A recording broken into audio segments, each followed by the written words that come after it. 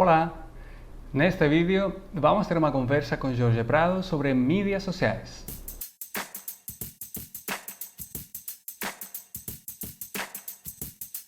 Meu nome é Jorge do Prado, falo aqui de Florianópolis, tenho doutorado em Ciência da Informação e há alguns anos venho estudando marketing e mídias sociais e também praticando mídias sociais, com algumas passagens em FEBAB, SENAC, né? Hoje trabalho com pesquisa no SENAC, e a própria IFLA para América Latina e Caribe.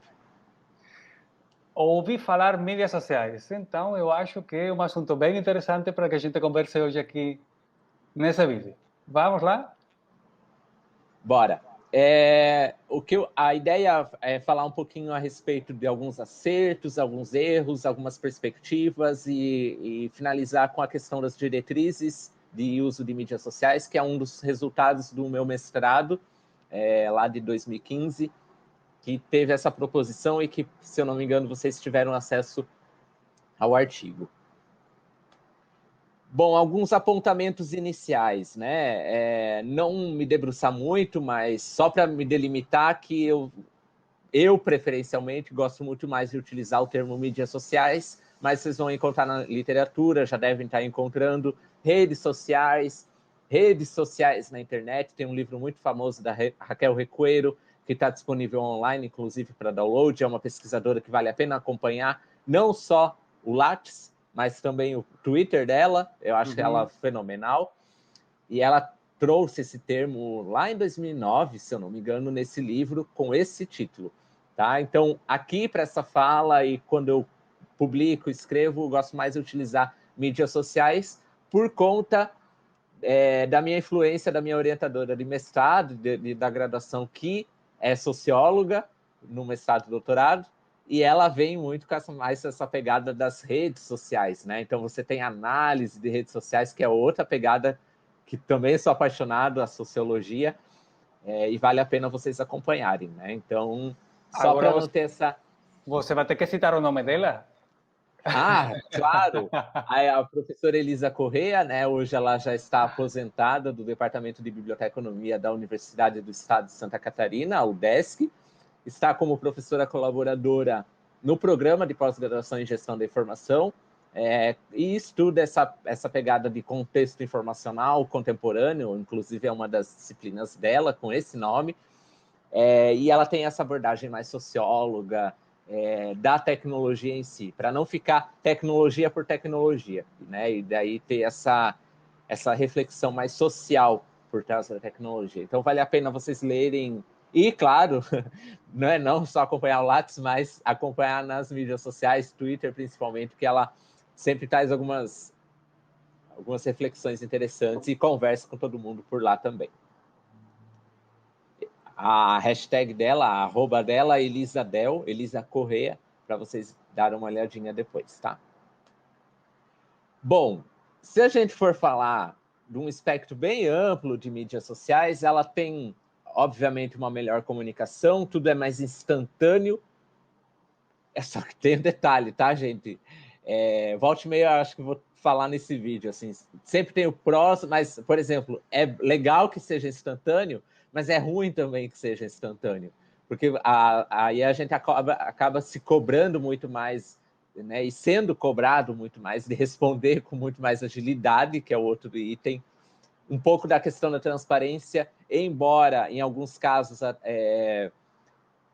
essa transparência ela não está mais tão em voga assim, né? Tem os algoritmos por detrás que são uma problemática também, e a questão da divulgação, né? Você consegue divulgar muito mais rápido, você consegue empreender de maneira muito mais rápida, ou criar um produto, uma nova empresa, enfim, é mais simples, né? Você entrar no mercado almejado por ti com o uso das mídias sociais, tá?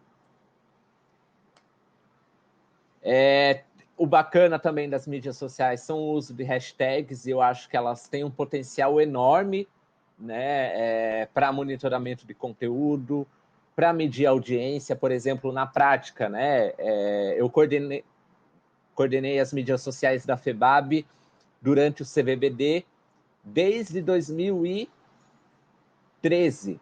Então, 13, 15, 17, 19. São 4 edições do CBBD. Então, a gente consegue medir muito da audiência do CBBD a partir da hashtag oficial do evento, durante o evento, pré-evento e pós-evento. Isso é muito interessante, inclusive para nós, né, se comunicar, inclusive, com essas pessoas. Recupera a informação também. Eu acho que a hashtag ela pode ser uma fonte de informação, né? Então, ainda mais para quem faz estudos de movimentos sociais engajados pelas mídias sociais e que causam impacto no real, Primavera Árabe, e outros elementos aí, movimentos que aconteceram em outros países que foram engajados, né? No caso do Brasil, vem para a rua, né? A hashtag vem para a rua na época de 2013, se eu não me engano, 2000 por aí, que as pessoas se engajaram e foram de fato para a rua, né? E organiza dados e pessoas também, no sentido de organizar mesmo, não a organização do conhecimento, a organização da informação que a gente está acostumado, mas no sentido de reunir dados e reunir pessoas em torno de uma hashtag comum, tá? Tem entrega de conteúdo com valor. Aqui eu trago um exemplo bem específico, né, de uma biblioteca, que é um canal que eu mais circulei melhor, né? Trabalhei por muitos anos em biblioteca universitária, mas esse é um exemplo da Biblioteca da Federal do Paraná, o campus Litoral, que engajavam muito no Facebook com conteúdos de valor. Esse é um print de um post no Facebook de referência com o DOI, né? Utilizando o DOI aí como link permanente, né? Então, engajava bastante, né? Então, conteúdo com valor rico para o público através de mídia social tem grande impacto também. Tem a cultura da participação. Eu gosto muito desse exemplo, porque ele envolve muitas pessoas. Essa é a tela da Library of Congress, não, British Library, desculpa, a Biblioteca Britânica. Eles têm um catálogo que ele é montado com as pessoas ao redor do mundo. Então, por exemplo, nesse print vocês, né, conseguem ver os anfíbios, conseguem ver gravações selvagens. Então, por exemplo, tem a gravação de um pio de um pássaro. Eles sobem a gravação desse pássaro e aí eles colocam para a comunidade internacional de biólogos, filólogos e por aí vai, para identificar que pássaro é aquele. Né? E aí você entra no próprio formulário do catálogo para catalogar aquele pássaro, que daí tem a gravação do pio do pássaro. Né? Então, isso é cultura da participação. Tem um outro exemplo bem clássico deles, fichas dos anos 1100 do Japão, com aqueles ideogramas e tal. Eles digitalizaram toda essa coleção japonesa, colocaram na internet e fizeram o formulário para que as pessoas que entendessem aquele japonês daquele período, que já não é fácil entender o japonês de hoje, imagina daquele ano, para traduzir aquilo. E aí, porque o bibliotecário não tem, né, não tem como saber de todos os idiomas e por aí vai, então eles deixam para o público ajudar nesse sentido. Né? A gente tem outros exemplos mais simples, né? As plataformas para petição pública é um exemplo de cultura da participação, né? Bem simples, né? Espaço democrático em torno de alguma meta, enfim, e tem várias petições públicas, algumas muito curiosas, inclusive. Então, as mídias sociais como um canal para a cultura da participação, também a gente tem que ter em mente se a gente quer se inserir nesses espaços, né? Para eu não ser o dono do conhecimento, o dono do saber, o dono da razão, e somente criar o conteúdo, claro que também já é difícil, né? Mas promover esse tipo de participação. A questão da divulgação, óbvio, né? Se você entra nas mídias sociais dentro de um planejamento de marketing, que as mídias sociais são a sua ferramenta para a divulgação, elas são um dos canais principais. Muito embora hoje é bom a gente ter isso em mente, né? Sempre tem que ter essa balança quando a gente fala de mídia social. Muito embora os algoritmos hoje têm uma implicação enorme na entrega do conteúdo, né? A gente vê muitos Instagramers, Booktubers e por aí vai reclamando dessa entrega que não chega às pessoas, né? Então, quanto mais capital de pessoas lá engajadas, inscritas e por aí vai, por isso que provavelmente o Henrique vai pedir para que você se inscreva no canal dele, dê o joinha no final, porque isso é importante para ele, né? Para que esse tipo de conteúdo chegue para mais pessoas depois, né? Então, ter essa balança no sentido de que se você vai utilizar a mídia social exclusivamente para divulgação, né? Tem o intuito da comunicação também, tenha isso em mente, tá? Para que você não se frustre e depois, daqui 3 meses, o teu Instagram, teu blog, fique às moscas. Então, tome muito cuidado com isso. Aqui são alguns exemplos de divulgação que saem do escopo exclusivamente digital. Então, aqui a gente tem uma espécie de outdoor, né, de ponto de ônibus, tem a questão dos cartazes, a gente consegue hoje fazer cartaz com realidade virtual, com realidade aumentada, que é bem interessante, né, o cartaz que entrega um tipo de conteúdo, tem ferramentas gratuitas que fazem esses cartazes, que vale muito a pena fazer, que é uma espécie de engajamento diferenciado, tá? Alguns erros ou intempéries da vida. Quando a gente trabalha com mídia social.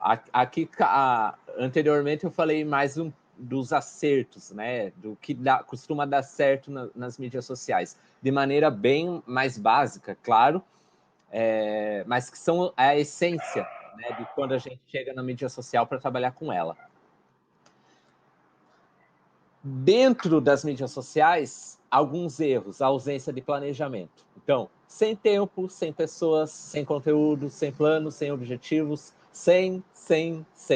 Né? Então, essa questão de ter nem que seja um planejamento básico, né? Que tipo de conteúdo que você quer entregar na tua mídia social?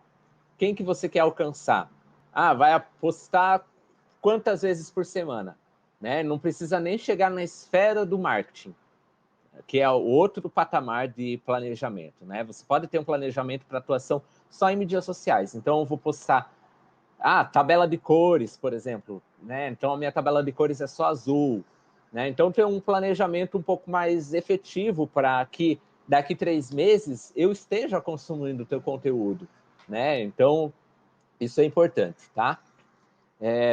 Quando é 100 pessoas, ainda mais se você quer entrar na mídia social como pessoa física, né, e não vai cuidar das mídias sociais da empresa que você trabalha, os 100 pessoas é algo o mais natural possível, né, é o mais comum possível. Às vezes é você e você mesmo, né? Então, o planejamento acaba sendo essencial e as mídias sociais, claro, também tem recursos próprios para isso, de você planejar as postagens e tudo mais. Tem uso limitado também das mídias e dos dispositivos, né? Você pode sair só do post, né? Você pode integrar o teu conteúdo que vá além do post.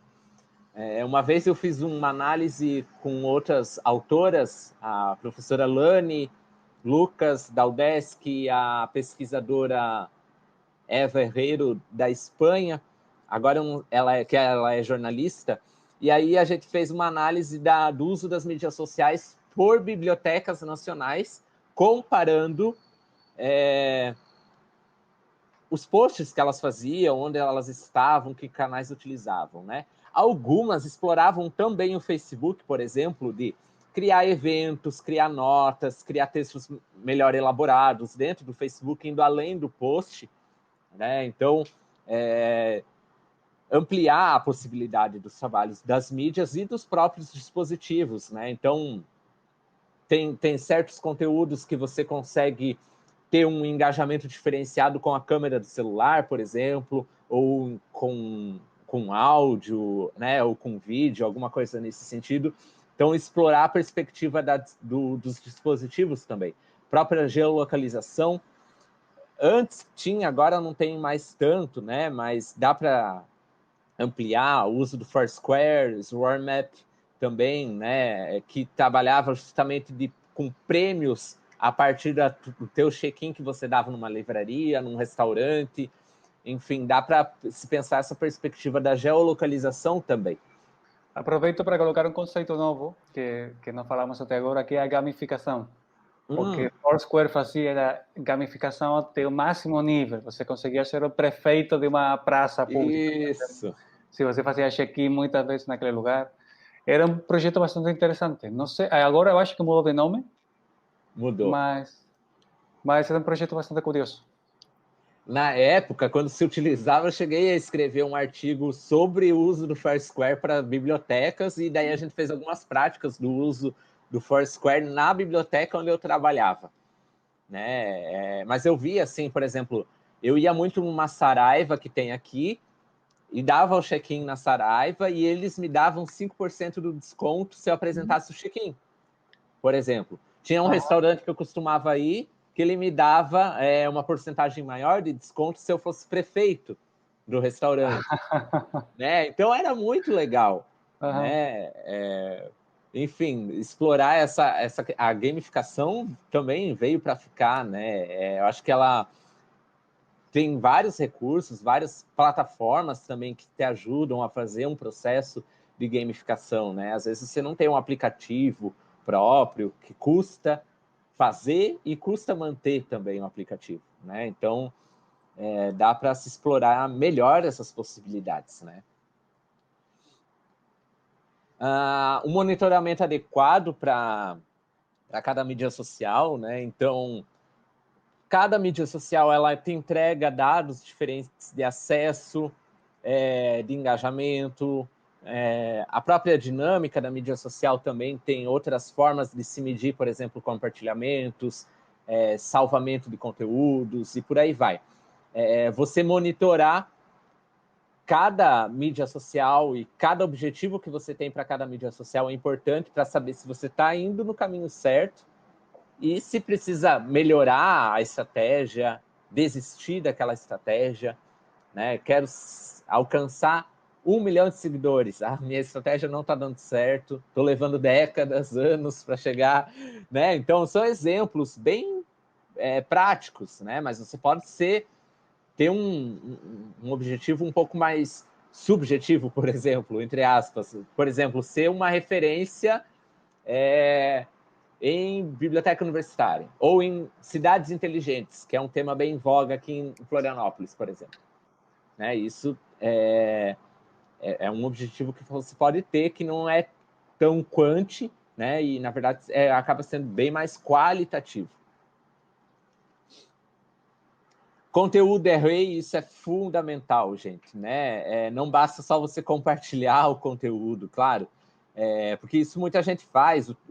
Se você assina um feed, um leitor, um RSS e tal, você recebe esse conteúdo. Né? Então, quando você acaba sendo uma personalidade dentro do teu produto, da esfera ou de uma área do conhecimento e que você entrega conteúdo feito por ti, a moeda é outra, a valorização acaba sendo outra. Né? Então, essa linha do conteúdo é rei é importante e difícil de manter, porque tem a competência da escrita, né? Tem escrever para o digital é diferente de você escrever para a academia, tem ferramentas próprias de você identificar palavras-chave, né? As palavras que você coloca no teu texto, no blog, se eles vão ser encontrados facilmente pelos motores de busca, quanto tempo você lê, né? Agora é cada vez mais comum ter um texto no blog e coloca a duração que você vai levar, o tempo que você vai levar para ler aquele conteúdo, né? Então, às vezes a pessoa lê o título, lê que vai levar 5 minutos e nem lê o conteúdo inteiro.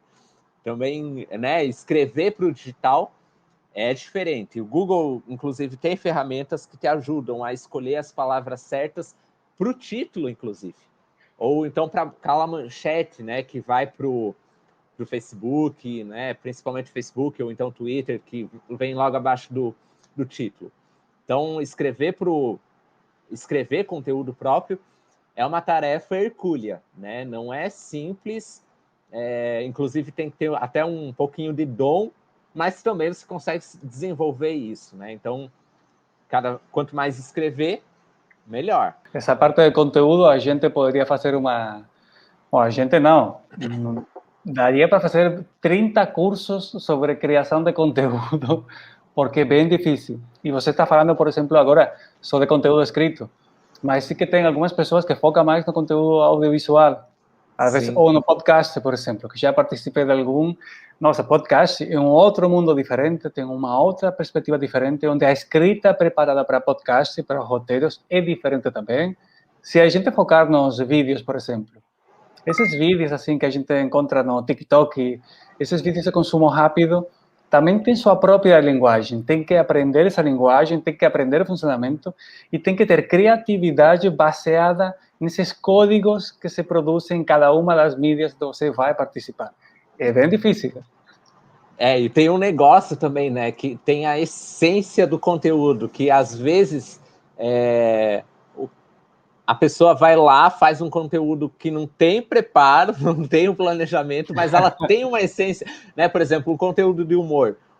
A pessoa ela tem o feeling para entregar o humor que se ele colocar só o vídeo, estiver andando e a câmera estiver tremendo, ou ele cortou o vídeo no meio, vai dar audiência porque tem essa essência, né? Se é o caso do humor, ele tem aquela pegada, né? Então, eu não conseguiria fazer humor, né? Então, também tem que considerar isso na hora que você vai desenvolver o teu próprio conteúdo. É um ótimo exemplo, e você colocou essência. Eu nunca soube qual é o nome, qual é a palavra adequada. Eu sempre pensava nesse ponto, assim, que a gente precisa. Tem um ponto que faz alguém engraçado, que faz alguém carismático, que faz alguém... Esse ponto é difícil. Dá para trabalhar também, mas é bem difícil. Às vezes tem muita gente que paga cursos caros para escrita criativa e tal, e aí os resultados não vêm, e se frustra, daí reclama com a escola que ensinou, ou com o professor. Putz, o professor não deu certo, né? Então também tem isso para se considerar, né? Tem que ter essa skills aí. Aí agora eu entro nessas diretrizes, aqui está a listagem, e daí a gente vai pegar um pouquinho de cada uma delas, né? Só para contextualizar esse resultado dessas diretrizes, veio do meu mestrado. Eu fiz um mestrado profissional, então o mestrado ali, eles têm uma pegada de que além de você fazer uma dissertação, que a tua dissertação ela venha junto com um produto. Então, na época, eu queria pensar planejamento de mídias sociais para a biblioteca universitária. Na época, eu trabalhava em biblioteca universitária. E aí, o que eu fiz? Eu analisei 144 bibliotecas universitárias, que é o número que hoje tem, né, no Brasil, de universidades federais, estaduais e institutos federais, para ver se elas tinham documentos próprios para entrar nessas mídias sociais. Porque eu vinha muito de uma angústia, gente, de conversar com outros profissionais que queriam, profissionais da biblioteconomia, que era no meu caso, que não estavam só em bibliotecas, tá? Que estavam em empresas também, e-commerce, tem muito, inteligência competitiva, e Brasil afora. E aí eu via que eles se frustravam justamente com essa questão de, putz, cheguei no blog, faço conteúdo, ele tá bonitinho, mas o pessoal não lê, o pessoal não compartilha. Eu ouvia muito isso, né, na época. O pessoal não curte o meu post, que ódio, né? Eles falavam assim. Daí eu falava, gente, mas tá faltando planejamento e tal, né? Na época eu entrei numa especialização, numa pós de gestão de comunicação de mídias sociais, e eu era o único bibliotecário e os restantes eram todos jornalistas e marqueteiros, publicitários e tal. E ali eu vi que o planejamento era bastante importante. Então eu quis trazer isso para para minha dissertação e propor para quem quer entrar nas mídias sociais como é que eu entro. Daí eu criei essas diretrizes que não nasceu da minha cabeça, obviamente, ela veio da análise de conteúdo, de manuais de fora, porque no Brasil não tive material, das 144 veio 0. Na época, tinha 2 universidades, inclusive a Federal de Santa Catarina, que estava propondo um documento norteador para eles, para, né, a pessoa que cuidava da mídia social da BU da UFSC saiu, o próximo que entrasse pudesse dar continuidade. Né? Então, eles estavam criando um documento à época, tá? E aí eu fui para bibliotecas de instituições melhor ranqueadas, tem um ranking, né, o Webometrics, que faz a melhor presença digital de sites, e aí eu peguei 40 do idioma inglês, as melhores posicionadas, e 40 do idioma espanhol. E aí cheguei nisso e amarrei com a literatura de marketing e chegou nessas diretrizes aí no final no produto, tá? Bom, o primeiro deles é o planejamento, tem várias subetapas dentro do planejamento, né? Então, toda ação em mídias sociais deve ser planejada para que traga resultados efetivos. Não adianta eu chegar lá porque é onde todo mundo está. Eu vi que a biblioteca ali, sei lá, eu vi a universidade da esquina, entrou no Facebook, tá muito legal, eles estão fazendo conteúdo, não sei, quero entrar também. Não é bem assim, né? Então tem uma pesquisa de mercado que se desenvolve antes. Quando você escreve o planejamento, tem algumas perguntas-chave, né? O que você quer fazer na mídia social? Por que você quer estar lá? Como que isso será feito? Quando? Né? Com qual periodicidade? Quem que vai fazer? É um checklist básico para se responder, tá? Esse planejamento vai vir muito da pesquisa de mercado. Então, eu estou numa empresa de desenvolvimento de software. Que outras empresas semelhantes têm? Onde elas estão? Como é esse engajamento? Né? O que eu vou fazer de diferente? Esse ponto aí é importante também para ver o que os outros fazem bem e os erros dos outros também, para evitar cometer esses erros. Se a gente sabe que determinados conteúdos, por exemplo, que fazem nossos rivais bibliotecários, são conteúdos que têm baixo engajamento, que são conteúdos que podem ser bastante polêmicos, talvez seja uma dica para a gente não fazer desse jeito que eles estão fazendo, ou não abordar determinados assuntos que talvez não são os mais relevantes. Pegar as partes boas e também conhecer quais são as partes ruins. É um jeito de poupar esforço e de ver para onde que vai o caminho, pelo menos o caminho deles. Como a gente aborda depois esses assuntos, já é uma questão diferente. Isso, daí é a outra perguntinha, né? O como fazer isso depois. Dentro desse planejamento, que é uma das etapas bem importantes, é conhecer o público, né? Então, eu trabalho, sei lá, numa empresa para recreação de crianças, atividades recreativas, sei lá. Desenvolvo o site, joguinhos online.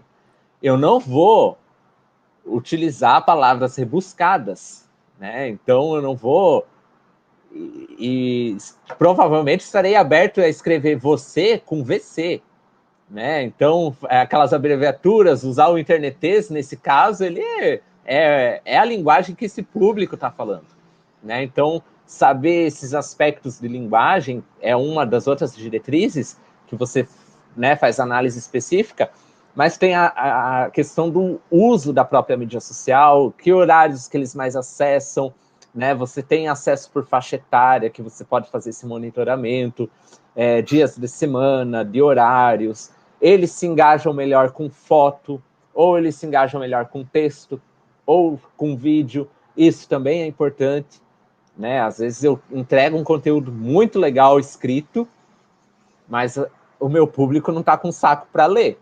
Ele quer aquilo em podcast, né? Sei lá. Então, por exemplo, vou fazer um conteúdo fitness. Um conteúdo fitness para podcast seria interessante, porque a pessoa está lá fazendo, sei lá, o exercício aeróbico, ouve. Né? Então, é uma coisa legal de se fazer.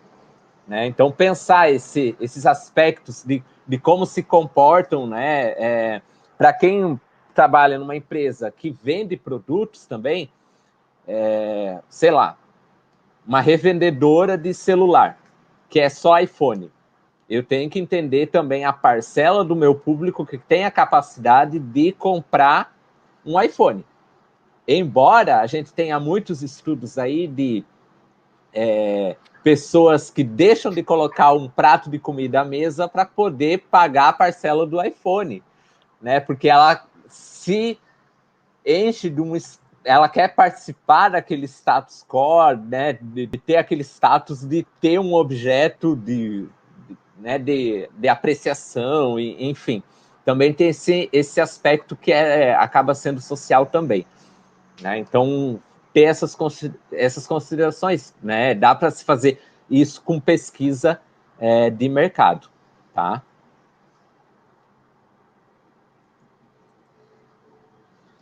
Há também os elementos de aspectos éticos e jurídicos dentro da internet, que é fundamental a gente acompanhar. E aí tem alguns itens, né? Termos de uso, a questão da liberdade de expressão, questão de direitos autorais. Tem muita gente que... Eu já vi casos assim de fotógrafo, por exemplo, né, que compartilha a foto dele numa determinada mídia social e diz que ninguém pode usar aquela foto, né? Então, que não pode compartilhar aquela foto porque a foto é dele. Aí já vi, é sério, gente, eu já vi post de foto, aquela foto bem feita, né, com câmera e tal, bonitinha, que a descrição do post da foto era um artigo da Lei de Direitos Autorais de 1994, que nem sabia que o Facebook estava vindo. Segundo aquela própria lei de 94, o botão de compartilhar do Facebook seria um crime, se a gente for fazer a análise daquele artigo específico, né? Só que a gente tem que entender que, estando dentro desses ambientes digitais, o que vai valer são os termos de uso que eles redigem, né? E que aí muitos acabam nem lendo e tal. A liberdade de expressão eu coloco aqui, porque a gente não pode esperar que todo mundo vá curtir ou falar bem da nossa marca, inclusive a marca pessoal. Então, se alguém for para reclamar, por exemplo, você não pode, por exemplo, apagar o post, o comentário da pessoa reclamando da tua marca. Tá? Podem jogar no Google, é fácil aí, de pessoas processando a empresa porque o comentário dela foi apagado, ferindo a liberdade de expressão dela de dizer que o produto era muito ruim. Né? Então, é um exemplo muito tosco, né? Mas aconteceu. Então, ter em voga isso aí, tá, gente? Né? E fora outros elementos, né? A ética da empresa. Então, por exemplo, eu adoto práticas éticas de transparência na navegação do meu site. Agora a LGPD está vindo aí, né? Então, quais dados que o meu site captura de ti quando você está trafegando pelo teu site, né? Agora está cada vez mais comum lá você aceitar os cookies quando acessa o site. Então, esses aspectos por detrás na gestão desses espaços digitais, né, é importante também ter dentro do teu planejamento para atuar nas mídias sociais.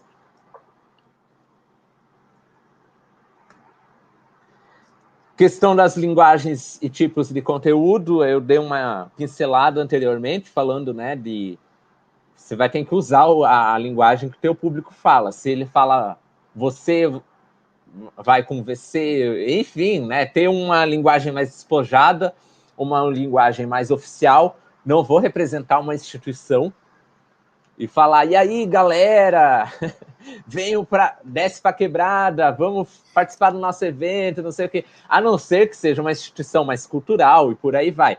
Mas se for uma instituição acadêmica, empresarial, alguma coisa nesse sentido, que não usa esse... Gente, e assim, eu falo isso, por mais que possa parecer óbvio, é necessário pontuar, porque às vezes acontece totalmente o contrário do que você planeja, né? Então, você usar uma linguagem que o teu público não utiliza, não vai ter o engajamento que você deseja. Daí, depois de 3 meses, você está lá chorando as pitangas, como a gente diz, né? Que ninguém curte, ninguém comenta, tô lá falando eu para mim mesmo, não sei o quê. Então, utilizar essa linguagem, tá? Essa linguagem, ela tem que estar expressa num texto, e daí eu falo de texto não só do escrito, mas no audiovisual também, que propicie o engajamento, né? Então, que seja um texto, um conteúdo convidativo para que as pessoas se engajem com ele. Essas etapas de atenção, desejo, interesse e ação é um exemplo bem típico de modelação de conteúdo para que se almeje, né, uma ação no final, seja para comprar o produto, seja para responder uma enquete, fazer o download do e-book que você fez, enfim, participar de uma campanha, né? Então, ter essa modelagem da escrita com conteúdo adequado, estar atento às especificações, inclusive de tamanho dos posts. Às vezes eu vejo assim, né, uma foto com uma letrinha minúscula, né? Então a pessoa não vai ter acesso. Então, se você faz um cartaz que vai ser impresso, provavelmente esse cartaz não vai funcionar muito bem para uma imagem de Instagram que é um quadrado. Vai cortar, né? Então, é óbvio que pode parecer óbvio, mas está atento também, inclusive, a esses padrões gráficos, né, de modelagem do conteúdo.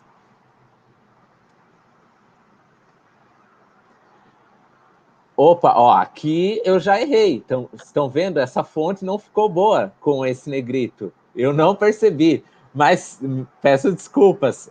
Aqui a questão é de monitoramento e métricas, para você medir se o conteúdo e o planejamento que você fez está ajudando você chegar no teu objetivo, né? Então, pode ser coisa bem simples para se medir numa semana, ou num mês, ou num planejamento maior de atuação em mídias sociais. Então, tem várias métricas, tá? Essas são algumas das mais simples. Há métricas de abrangência, que é contar num determinado período quantas novas curtidas você recebeu, quantos novos seguidores, quantas visualizações e por aí vai. São bem quantitativas. Métricas de conversão é quando, por exemplo, aqui tem alguns exemplos, né? Preencher um formulário do site, teve acesso, gerou alguma interação no site, baixou o e-book, né? São métricas de conversão. Isso, para quem aí quer explorar de marketing, a gente atrela muito com marketing de conteúdo, tá? Uhum. Se o conteúdo que você fez convergiu com algo. E métricas para afinidade, que daí você monitora a partir de hashtags. É um exemplo, é a forma mais simples de se fazer sem investimento de nada. Quantas pessoas falam bem, quais contextos a tua unidade de informação está sendo mencionada, né? Ontem eu vi um exemplo da FEBAB, por exemplo, uma influenciadora usando um produto nosso, de que ela estava melhorando a biblioteca escolar com um produto que a FEBAB desenvolveu. Então, é um contexto, né, que ela estava utilizando um produto nosso e que convergiu, que pode convergir, na verdade, né, na venda daquele produto que ela estava utilizando, que era uma influenciadora digital, tá? Então, mas tem várias outras métricas muito mais detalhadas. Essas são as tradicionais que se utiliza, né, para um monitoramento básico. Dentro do monitoramento, quando a gente faz o monitoramento ideal, a gente evita um problema de crise. Dentro do marketing, inclusive quem é do marketing, tem cursos específicos, gente. Para quem faz pós, tem disciplina específica para gestão de crise.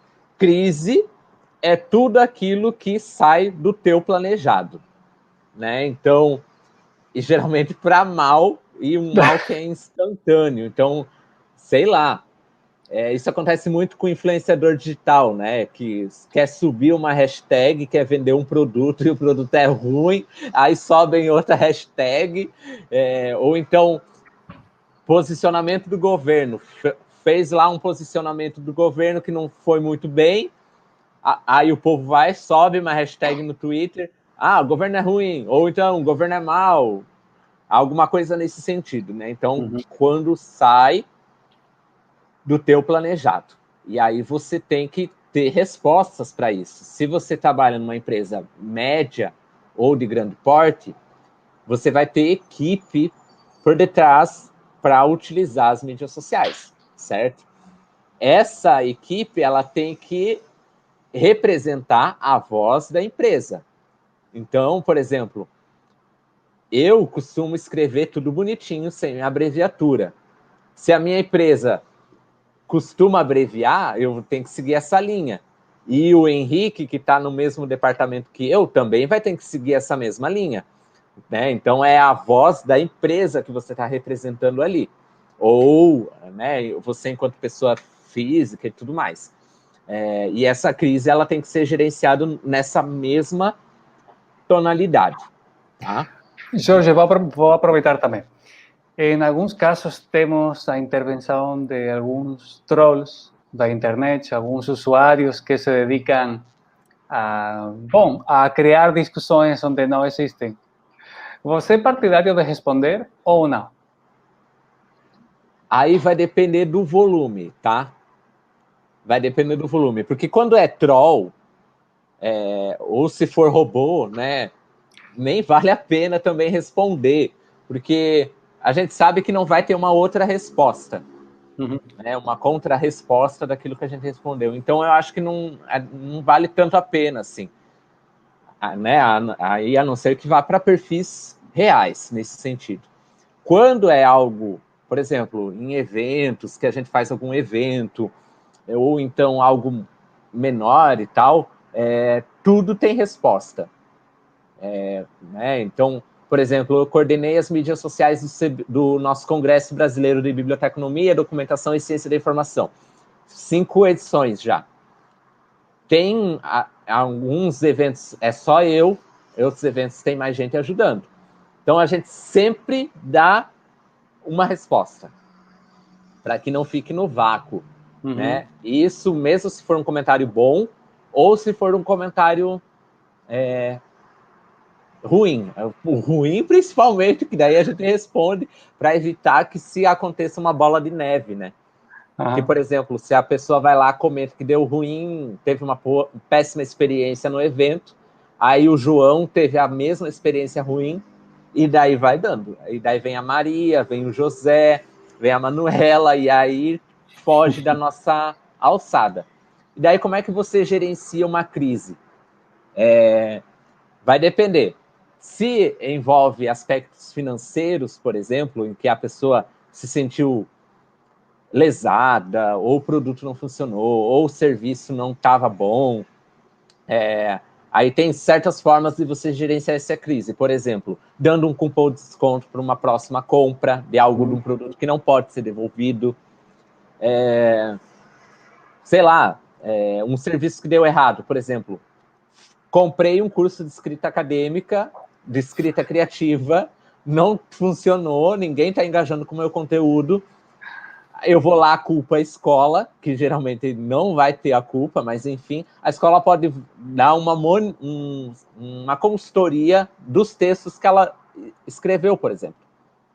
Né? Uma consultoria simples, pega lá um professor, lê o texto, enfim, mas isso se for algo muito, muito sério, assim, né? Porque às vezes também você não tem capacidade de ler, enfim. Então, esses são tomadas de decisão simples para a gestão de crises. Um voucher, ou uma nova experiência, coisas simples. Ou uma das alternativas mais eficazes e mais pontuais e certeiras. Bom dia, Henrique. Lamentamos, e daí você dá a resposta. Sempre ter esse relacionamento de pessoa para pessoa, né? é comprovado cientificamente falando que quando você é atendido pela empresa com o seu nome, já é outra pegada, né? Você está irritado com a empresa, vai lá com uma arma na mão, pronto para estilhaçar tudo. Aí ela fala: Jorge, bom dia, espero que você esteja bem. Pronto, daí você já troca o fuzil por uma 38, né? Então você já vai diminuindo o teu tom, tá? Então são alternativas para gestão de crises. Podemos ver alguns exemplos disso no TripAdvisor e também no Google Play, com alguns aplicativos, que exatamente esse é o comportamento que tem algumas empresas. Tem outras que não, que falam, tá, então não use isso aqui, não volte nunca mais. Mas geralmente fazem uma abordagem como você falou. Tem uns memes, inclusive, de respostas de empresas do Google Play, esses TripAdvisor, que são interessantes, assim, né? Que eles respondem nu e cru. E o último, que é a questão da avaliação, que ela está atrelada com também o monitoramento. Ó, então, para vocês verem como ele é importante, vocês, né, estarem monitorando para ver se os objetivos estão sendo alcançados, porque daí você avalia toda a tua estratégia, toda a forma como você está atuando nas mídias sociais para traçar novas ou então mantê-las, né? Então, um time que está ganhando não se mexe, então vou continuar com as mesmas coisas, né? Ou aprimorá-las, porque também tem outra coisa, o cansaço daquele tipo de conteúdo. Putz, eles é a mesma paleta de cores, é o mesmo tipo de vídeo, tô cansando do ritmo que ele fala, é sempre os mesmos convidados, né? Agora, quando a gente tem essa questão delicada dos aspectos sociais, representatividades, as relações étnico-raciais, poxa, o cara só chama branco para falar no canal dele, né? Então, só chama homem para falar no canal dele. Né? Essas coisas também para a gente também ter em mente para que não fique somente o núcleo duro da avaliação, mas que você tenha aí lá a segunda diretriz, né, dos aspectos sociais que você está trabalhando. E é isso, gente. São essas as diretrizes, né? Elas acompanham muito o planejamento de marketing. Então, se vocês querem atuar em mídia social, pensem também no planejamento de marketing. Se vocês querem divulgar um produto, ampliar um serviço, porque eles andam de mão dadas, né? Então, mídia social são uma das principais ferramentas para marketing hoje, e vale a pena também se pensar no planejamento de marketing, não só no planejamento das mídias sociais. Então, quando eu tracei essas diretrizes, elas acompanham também um planejamento mais tradicional de marketing, tá? Que daí são outras etapas e outros elementos para se considerar. Muito obrigado, Jorge. Gostei muito. Eu gosto bastante desse artigo, que colocarei na descrição do vídeo também, esse artigo teu, e particularmente essa parte de diretrizes, porque eu acho que é bastante simples. Para alguém que não sabe muito, ou até para alguém que sabe, está bem organizado também, está bem descrito cada um dos elementos que aparece, como você apresentou também, e eu acho que pode ser de auxílio para muitas unidades de informação, para muitas pessoas que tenham interesse em abrir uma conta nas mídias sociais, ou em dar uma revitalizada, talvez, a conta que tem, colocar um viés um pouco mais profissional, que é o que alguns fazemos também. Gostei muito e gostaria muito de agradecer também a tua participação. É um prazer sempre falar com você. Eu que agradeço o convite, também é sempre uma satisfação, né, essa troca e ainda mais com alunos. E qualquer coisa podem fazer contato para a gente trocar outras experiências, conteúdos e por aí vai. Estou à disposição. Muito obrigado, Jorge. E tchau, tchau, Obrigado. até a próxima. Tchau.